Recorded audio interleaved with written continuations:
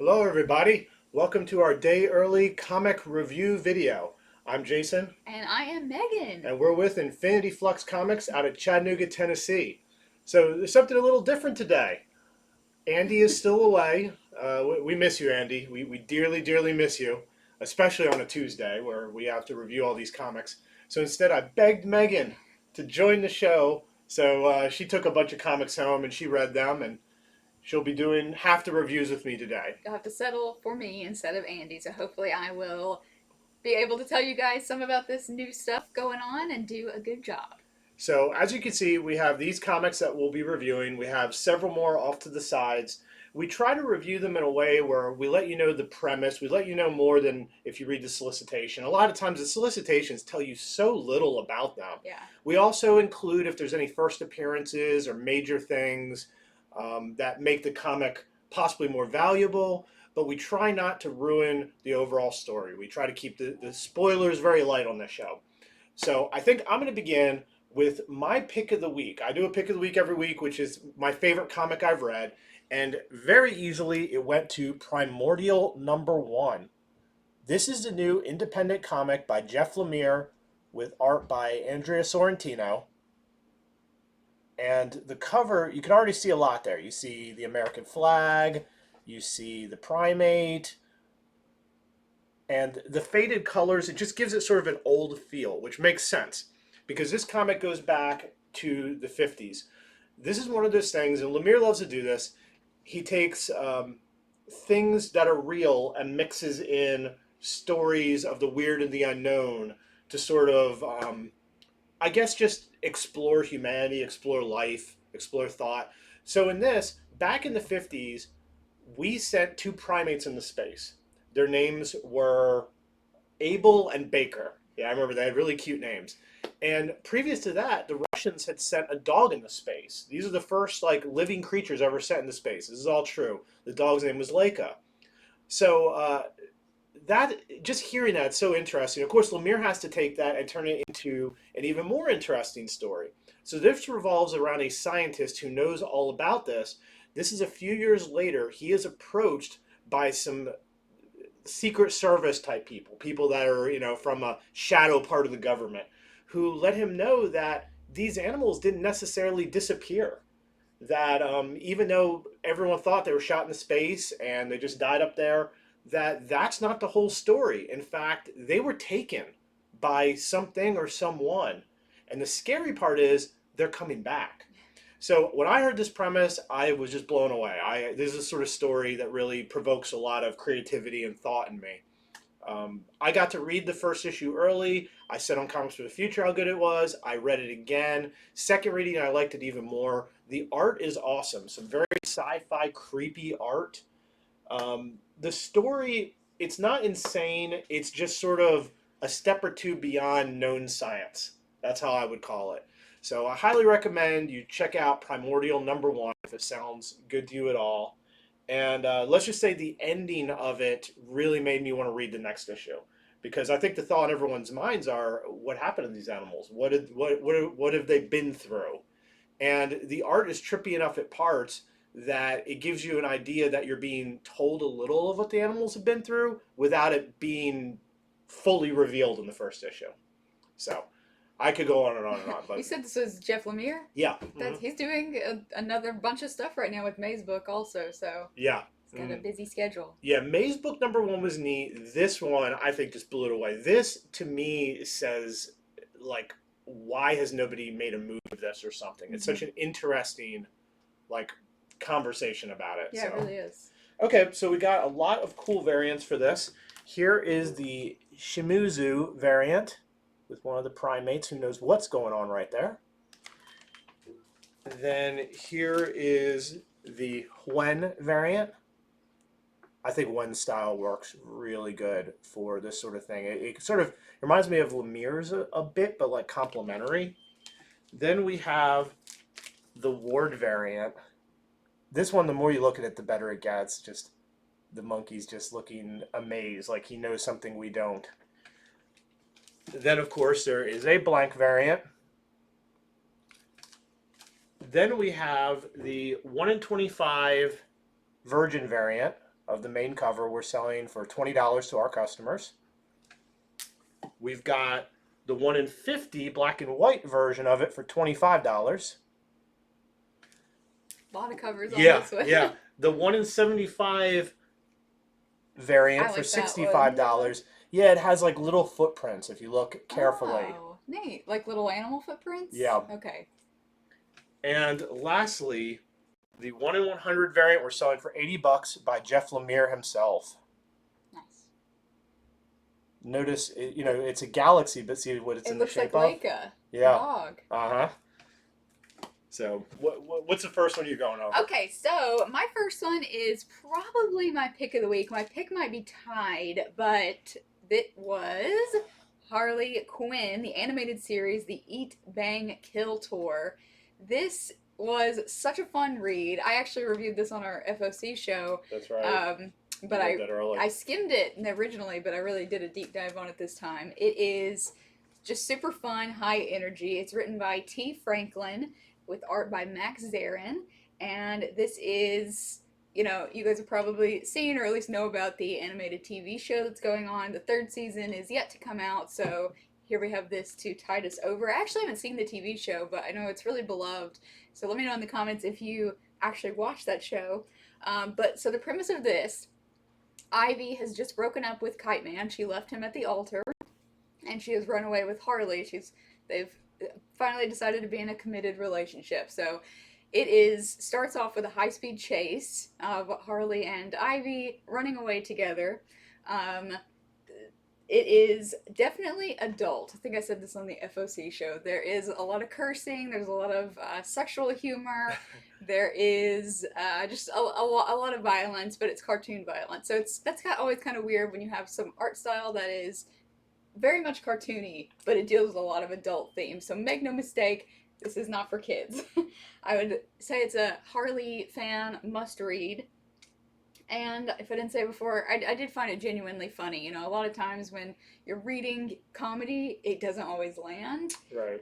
But it was really easy to hear the voices of the character, get the jokes, and I also think this is a really good example of using comics as a medium well. There are some things and plot points done in the art that you couldn't get from just words or moving pictures. It's something that was meant for a comic. So that's the upshot of this one. I could definitely tell right off the bat with the cover it wasn't for kids, because a kiss can be sweet. That's past sweet, like they've become, they're kissing so much that it's like they're just on 2 legs, like one of each other. They've like, really come together as a couple. Yeah. So just, that's a little more passion than you're going to see on a kid's cover, but I like it. It's it says a lot. As far as what we're going to see from the rest of this series, you can already see multiple characters here in the background. I will say that their lives are definitely coming into play in the rest of this series. All these people on this cover have suffered some consequences because of what Harley and Ivy have done, and I think they're going to be taking a road trip and we'll sort of see how it's impacted everybody surrounding them. So that was my pick of the week. Really, like I said, high energy, fun, and occasionally comics are so dark you need something that is just how many fun issues and amusing is to it read. going to be? So originally I thought it was a mini-series, but I actually have not been able to confirm that, so it seems to be ongoing. Interesting. It doesn't say. DC's really good about telling you in the corner box here how many issues it'll be, Right. but just number 1. So yeah, I know people have been excited for it. Yes. I mean, people were asking me. I heard of it because customers asked me about it, and that's unheard of. Typically, we hear of stuff before them, but yeah. So obviously, playing off the Eat, Pray, Love. If you don't like a lot of sexuality in your comics, you'll want to steer clear of this because that is like 50% of what this is, which normally makes me uncomfortable. But like I said, this was actually really fun. So some alternate covers. We have this Michael Cho variant here. Always love Michael Cho's style. This looks a little more, what's the word? Just a little more going on than you typically see from him. But this is the Michael Cho variant. You're right. Typically, yeah, his characters are standing there looking awesome, but in that they're moving. Yeah. And then just the one open order cover. Then we have the 1 in 25 Davy variant. Very Thelma and Louise incentive cover. Absolutely, yeah. Running away. A lot of time spent in the vehicle. What price do we have that for? Oh, this is $25 for the 1 in 25. Okay, so Andy is not here, so I have to try to do the best job I can on the Star Wars stuff. He knows so much more, and the reverence he gives it all. But I read Star Wars: War of the Bounty Hunters, Boushh. This is the one shot that's following this very unknown mercenary from the Star Wars universe. Everybody, if you've seen Star Wars enough, you've seen the armor, but typically it's always revealed that Leia is in the armor. We don't know how she gets it. I will go ahead and say that is not what this is about. You will not know how Princess Leia gets the armor if you read this. This is more, who was the person who used to own the armor? Who is this mercenary? So the first thing I'll say is this is the first full appearance of Boushh in comics. He had a cameo in Star Wars Adventures number 13. I think it was Unspeaking, just sort of there in the background. But this is the first full appearance of Boushh. And I'll also say this character is definitely going to be in something else after this. I can say that as well based on what I read. So in this, we meet Boushh and we meet all the other mercenaries he's with. He's almost in like a mercenary family that he leads. And so you get to meet all of them as well. Probably a lot of firsts with them, but I don't know if they matter as much as him. And they are going up against Demina Tag, who is the head of the Tag Corporation. So I'll say this, Demina Tag, I didn't know a ton about her. She is tough as nails. I cannot believe how tough she is in this book. In fact, really, even though Boush's name is all on this is half about Demina. And she's a major character, major player in this. And by the end of the issue, you see what's going to happen with her and Boushh. I can see how this is probably going to fit into the end of War of the Bounty Hunters because we're coming up on issue number 5. In fact, I'm a little worried for Boushh now that I'm putting it all together in my head. But check it out. Demina Tag, super awesome character in this. This is not her first, though. She's been in other things. So let's see. We also have some variants for this. Here is the Phil Noto variant. That's the character. He figures they're going to take the helmet off. It's going to be Leia, but it is not. And then we have the Blueprint variant.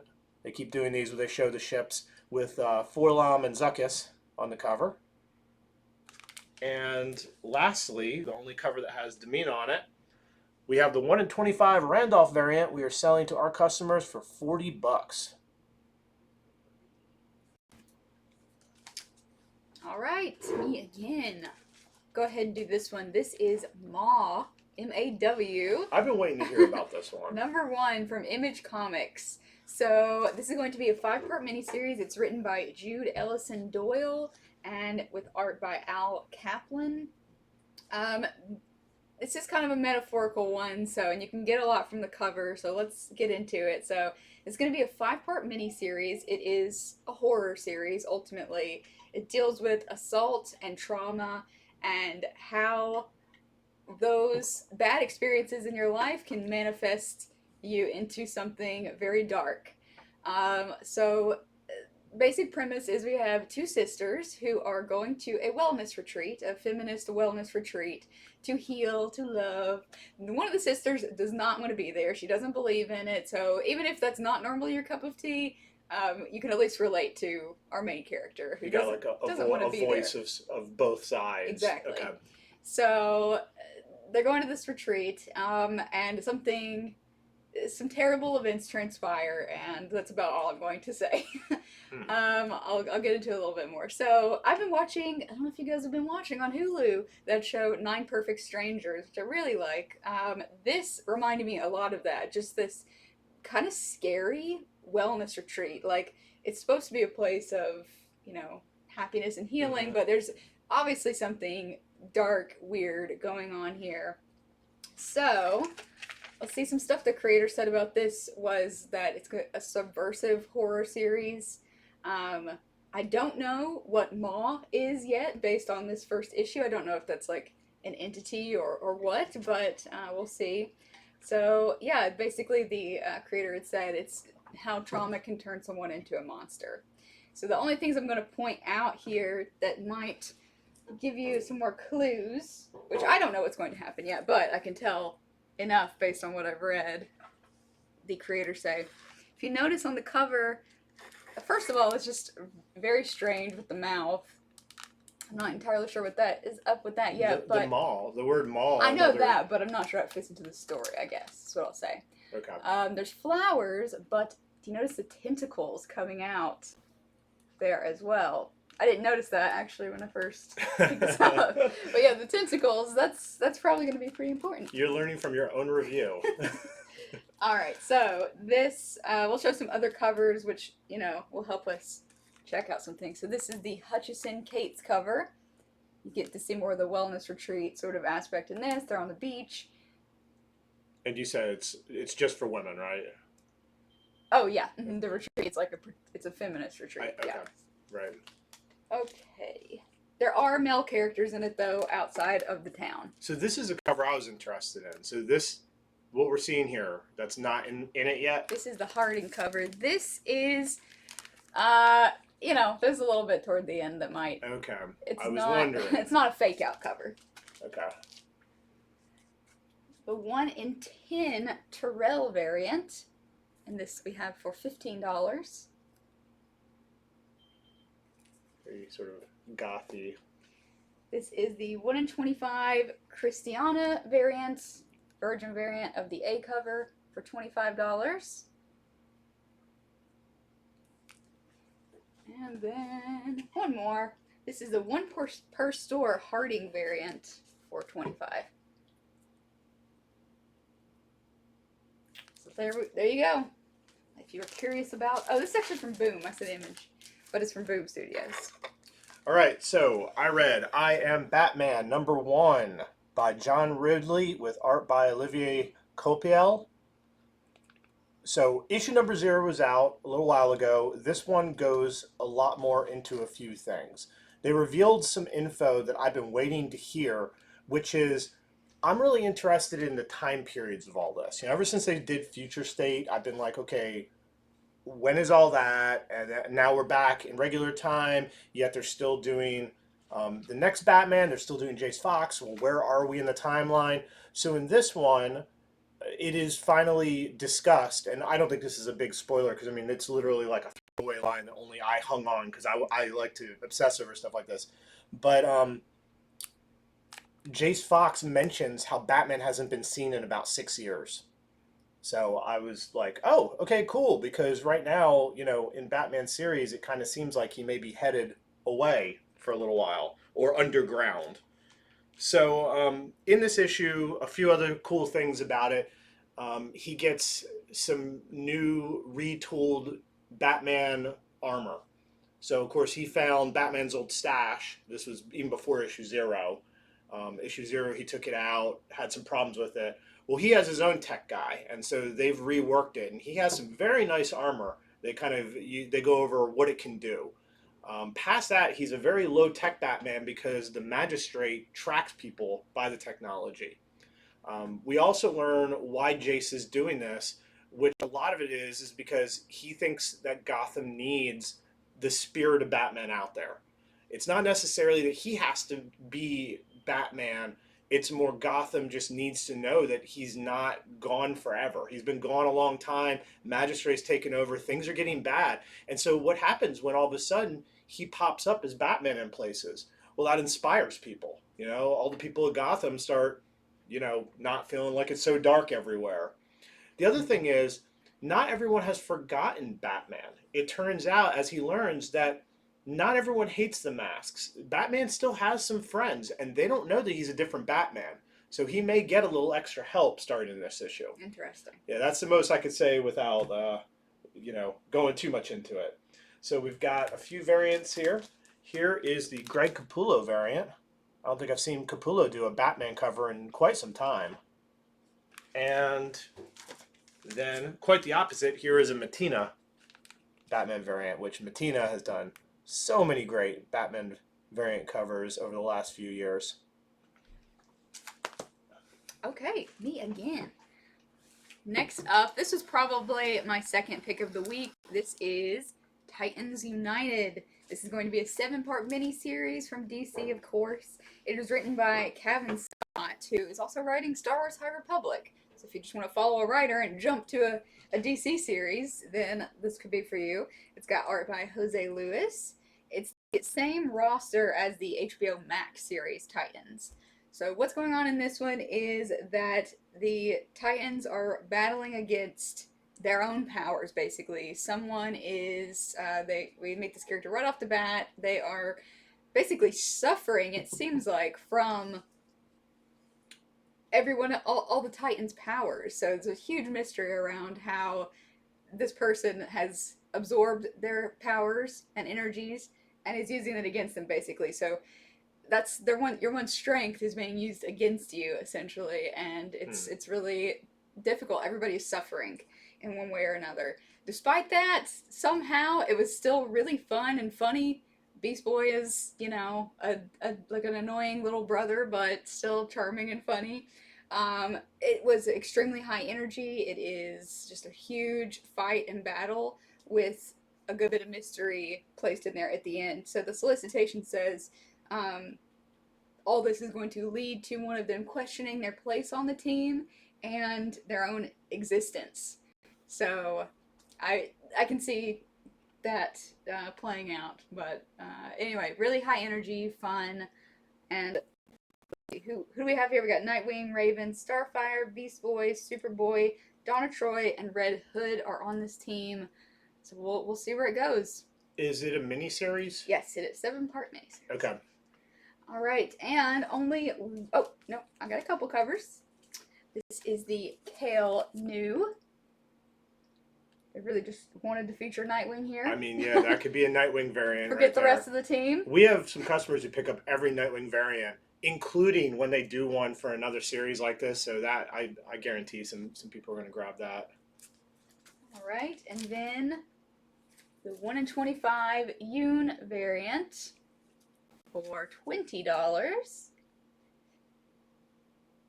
So yeah, if you guys have any questions about this, I will try to non-spoiler answer them in the comments. Okay, so I read Kang the Conqueror #2.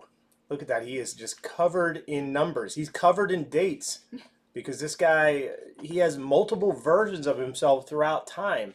And in fact, in the first issue, we follow a young version of himself, Nathaniel Richards, as an older version of himself comes and grabs him and says, hey, I'm going to teach you how to be the best Kang.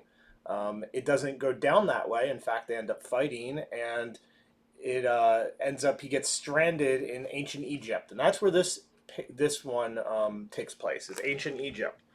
So what's cool about this, and this is in the solicitation, he runs into a Moon Knight. And this is not Mark Spector. I mean, we're talking ancient Egypt here.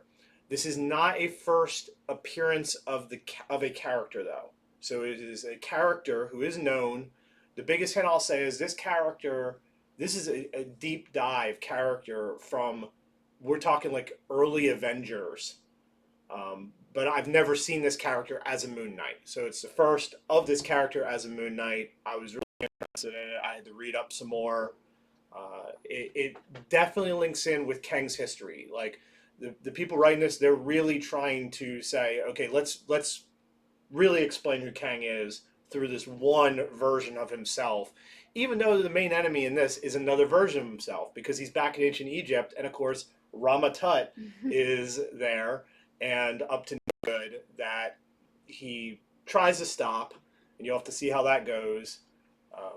Obviously it doesn't go very easily, and it might be that he's going to need some help from somebody else who might be around in ancient Egypt, some other powerful character. You'll know by the end of the issue. That's what I can say there. Cool.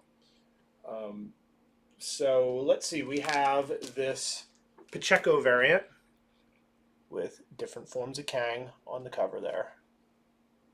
The series has been really cool. It's not a fast read. There's a lot to it. They're not trying to like dumb it down, because when it comes to time travel and all these characters, I guess they expect, or the writer expects, if you're into that sort of thing, you're willing to make the commitment mentally to try to keep up. So cool. All right. Yeah, I really liked issue 1. So, oh, you're still going? No, you're just switching. Okay. Yep, just switch it out. All right. Next up is a one-shot. It is Eternals: Thanos Rises. Who saw the new Eternals trailer in front of Shang-Chi? Saw it twice. I did like the new trailer.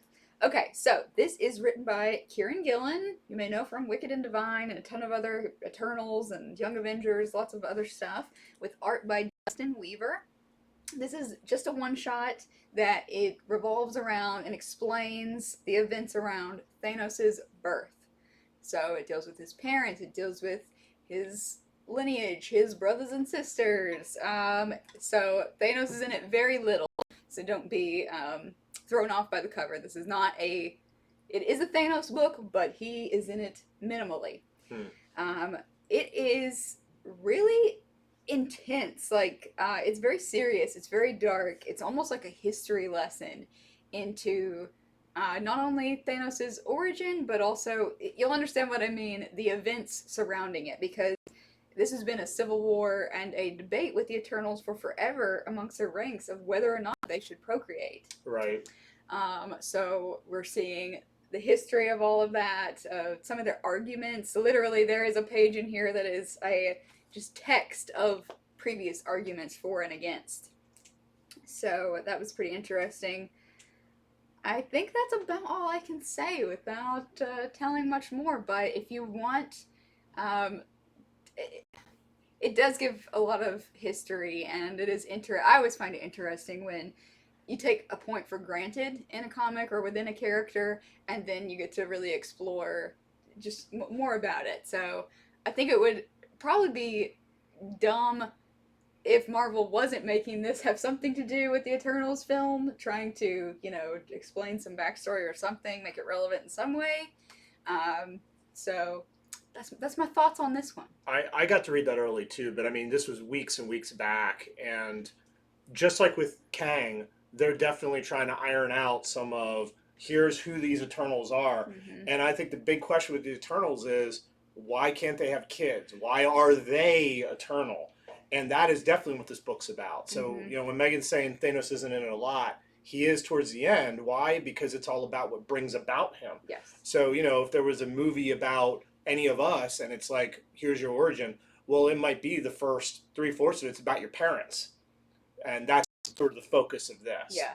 So it was a thinker of a one-shot too, I'll say. It's definitely, you got a lot to chew on with it for the next couple of days. It'll be rattling around in your head.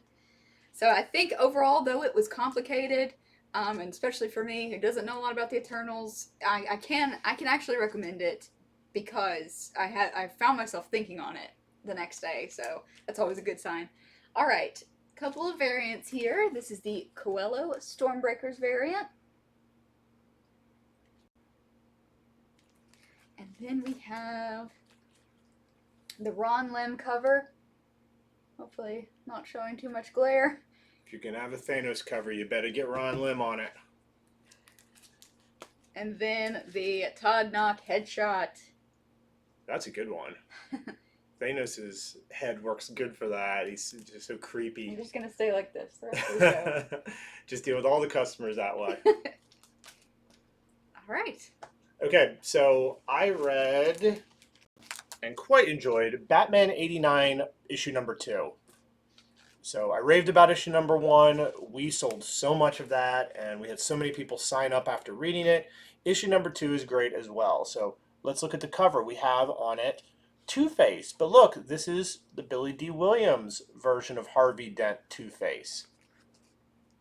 So will we get to see how he becomes this in this issue? You'll just have to read it to find out. I will not reveal that. But there are other things that are going on in it. So Harvey Dent is trying to figure out who Batman is. He wants to stop the vigilantism. He thinks that it is bad, and it's the whole argument of the Batman's creating his own crazy villains. And the way he's doing it is he's found a little bit of technology. In issue number 1, he had a Batarang that was left behind. And I think this is cool. I don't know if any other writer's done this where somebody really studies the technology. Because it is true. It's like, who has this electronic thing where you could program its arc and it comes back to you. So I think it's really smart in this that he starts looking into the tech, trying to figure out who Bruce Wayne is. So that's what he's up to for part of this. There's a lot of things that go on in this. Past that, there is the new vigilante that Batman ran into briefly last time. And he's sort of a street level vigilante in this. Now, everywhere was reporting, there's a new Robin, there's a new Robin. And I said, hey, I read issue 1. There's a new vigilante. No one's calling him Robin in issue number 1. Maybe he will be at some point. In this issue, he does end up being called Robin.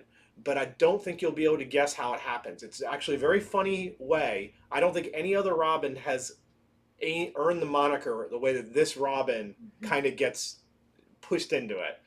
And it doesn't necessarily have to do with Batman also, which is really interesting. This book's great. It has that edge of humor that is just spot on to those Tim Burton films. Of course, it's written by the same writer, Sam Hamm, whose name I like to say. But he's doing a fantastic job. Really good. There's also a Michelle Pfeiffer Catwoman appearance that is not to be missed as well. So that's my general review of Batman 89 number 2. I think if you at all like number 1, I have no idea why you wouldn't like this one as well. We have the variant by Mitch Gerards.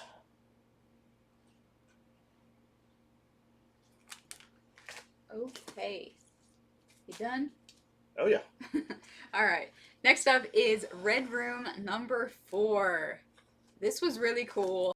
I had almost forgotten, because I've fallen behind a little bit, but each issue of Red Room is self-contained, which I think is a great selling point. Obviously, this is by Ed Piskor. He is the writer and the artist. Spent a lot of time and energy and effort into really crafting this whole work, and I just think it is cool that you can pick up an issue. You don't have to worry about the previous ones. And this definitely stands out in this issue. I said from the beginning that Red Room is like EC horror comics if they got to continue and just continue to be as depraved as the ages wore on. And this makes no question about that. You can tell by the cover. It is an homage. This is a cover to an EC horror comics comic. And there is a, I'm going to go ahead and say it. It's on the first page, a cryptocurrency keeper. Oh, that's funny. And this person stays with us. They're introducing what's going on. Hilarious, like almost too much, but that's exactly what. In fact, it is too much, but you love it anyway. This is about. It focuses on Donna Butcher, the original queen of the Red Rooms. So this is focusing on this villain in this issue. She, the original queen, sort of how these snuff films came to be before the internet. So we're kind of going back in time here. You had said a while back that one difficult thing about this book is that there are no heroes. There aren't, of the ones I read. Yeah, it's really hard to root for anybody. There is in this one. So that made it really powerful and really cool. They're not a perfect hero. See, that just shows that Ed Piskor watches the show. He's like, no heroes, huh? Mm-hmm. Let me get to work on this. Now, that guy, Ed Piskor, is so talented. It's ridiculous. Yeah. It's a lot of very thoughtful layouts and all that. So there are 3 stories in this. He tried to do it in a very EC style with the 4 different stories that sort of all came together. In this, there's 3 different stories because he didn't have all the space in the world and all the time. We have a story focusing on our protagonist, a story focusing on our antagonist, and then they come together in the final one. So he says this in the letters page. He wanted to deal with some of the so we see the people who are obviously victims of the Red Rooms, but what about their families? What about their relatives? What if they ever got their hands on this footage? So, it was really good. It's a long read too, because you were reading it and I was already done, and you were reading it for a while. Yeah, well, there's some letters in the back and all that, so it's messed up fun for messed up minds, and yeah, I recommend it. It was really good, even as a standalone. If you were curious about it, you could start here for sure. There's a 1 in 10 variant that we are sold out of. It is a Spawn homage. Yes. We would like everybody who watches the show just to have information for going in your shop tomorrow. If you could find the 1 in 10 Spawn homage cover, grab it. It's really, really good. So ours actually already went to pre-orders. They're already in the mail. So yeah, don't have that to show you, but Google it. It's really good. This is the 1 in 5 kayfabe variant. Make more murder. And then we have the 1 in 15 Darrow variant. Yeah, in my opinion, there really is no other comic like this one. Like this one. It's not for everyone, but for the people it's for, there's nothing else doing. It's really for you, yeah. Doing something like that. Okay, so what's my next one? I'm going over. Let's see. I'm going over. Yes. Extreme Carnage Agony. So this is part 7 in the 8-issue Extreme Carnage arc that I have reviewed extensively. This is the last Life Foundation symbiote, Agony. Carnage has been sort of collecting up the ones he can, the ones that have been unable to fight him off. But of course we have our team of Flash Thompson and Silence, who is a new symbiote. It used to be Scream, who has new improved powers. And they may have a helper from last issue. I won't really reveal all that. So in this one, the first thing I should make everyone aware of, there is the first appearance of a character named Gemma Shin. She is Agony's new host. It is not revealed how Gemma Shin exactly gets Agony. It looks like it happened sometime during King in Black, but I read everything King in Black. It was not in there. So this is her first appearance. If you like to keep up with all that, you might want to grab it for that. She is an interesting host because I'd say a lot of the hosts to the symbiotes aren't that bad. You know, now you have kids. You have one the host is a dog. Gemma Shin is not very nice. She's pretty scary. If anyone wanted to make a companion for Cletus Cassidy and Carnage, it might be her. So when you read it, you'll see, for once, this is not someone who's kind of nice or kind of an anti-hero. She's pretty mean. So this issue also finally reveals who Carnage's new host is. And I won't say, and you may not be able to guess it either. But by the end of the issue, you'll see Carnage has a new host. Here's who it is. You're also going to find out what Carnage's plan is, once and for all. I dare not reveal that. I mean, it's all been building towards it. And I think that some of you might have been able to guess it, but I don't know. I didn't guess it, really. So the last thing I'll say is, what would it be like to sit down at a bar and have a drink with Carnage? And not just at any bar, but a bar that he created. A bar made of gore. That's in this issue. a very cool scene. Messed up scene. So we just have the one variant here. This is the trading card variant that features Agony. So this is the new Agony. Carnage eyes, though. That's what, she's not fully red in her normal form. But yeah, with the host Gemma Shin. All right. Well, I just have left a few quick things that I wanted to show off, and definitely you guys don't want to miss it tomorrow. These have either been hyped up and you don't want to miss, or it's just cool. So be on the lookout tomorrow for Future State Gotham number 5. This variant here featuring White Rabbit. I like that cover a lot. This is by Rose Besch, the up-and-coming artist that I think pretty much everyone has been relating to Peach Momoko, only because of their unique style and the quickness to which they have risen and been placed on these variant covers. And so they're both manga influenced too. Mm-hmm. But on top of that, I mean, you're holding it in front of all these other covers. Yeah. I mean, look what pops because of the color choice, the bold lines, and how often do you get White Rabbit on anything? For sure. She has another one coming out, if not next week, then in a couple of weeks from now. I forget what exactly that's for, but she recently did a Miles Morales variant. Her Silk variant for Silk number 2 is so good as well. Yep. So definitely want to be on the lookout for tomorrow. You can't miss it. Snag one if you can, because I'm sure these were not ordered very heavily. Unless you have a smart shop like us, then we have quite a bit. Okay, so I read Trial of Magneto #2. So in issue #1, there was the big issue of, okay, so somebody murdered Scarlet Witch. And all signs are pointing towards Magneto. Magneto wants to bring her back to life, but he gets voted. They do not want to bring her back to life because of all the problems that she's caused in the past, and because she's not technically a mutant, at least right now. They've gone back and forth on that over the years. So this issue is pretty cool because Scarlet Witch, if she's not a mutant, what is she? I'll tell you what she is. She's an Avenger. She's a past Avengers member. So Captain America, Iron Man, and some of the Avengers show up at Krakoa to recover their fallen comrade.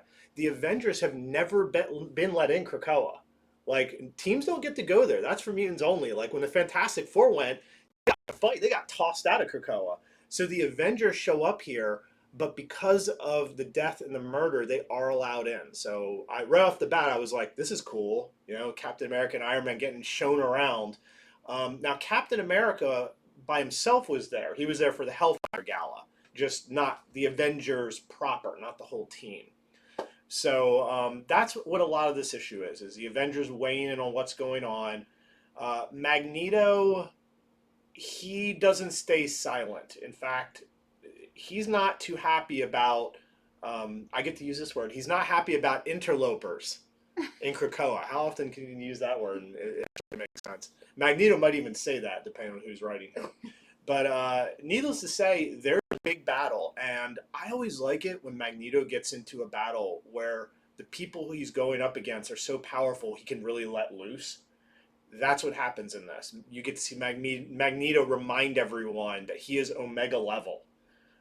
That's cool. Now, the ending, it's a surprise ending that is sending the title in a whole different direction. I will say about the surprise, some of you out there might have already guessed it, but I bet you wouldn't have guessed it when it happens, as in this issue. Okay.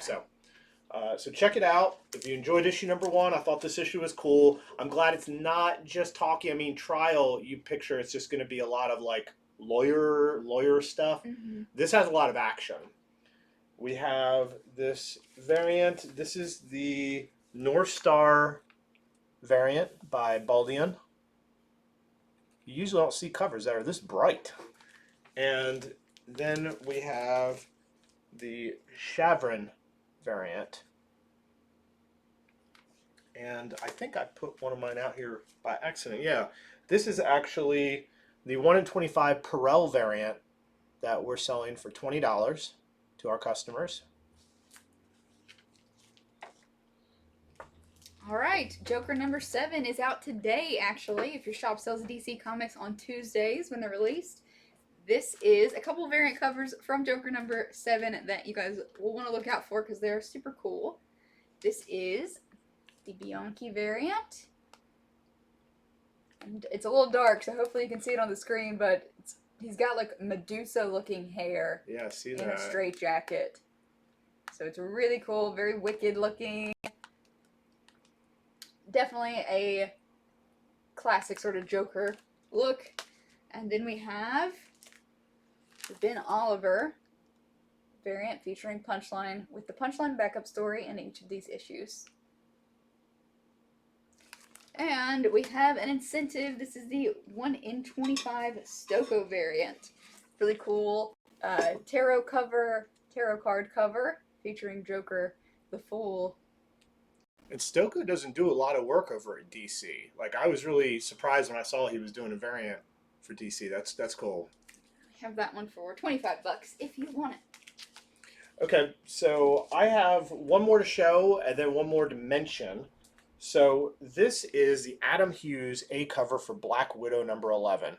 We showed this off on Comics from the Future, and we had a lot of people pre-order it. We just want you to know that this will be in your stores tomorrow. You might want to grab this up.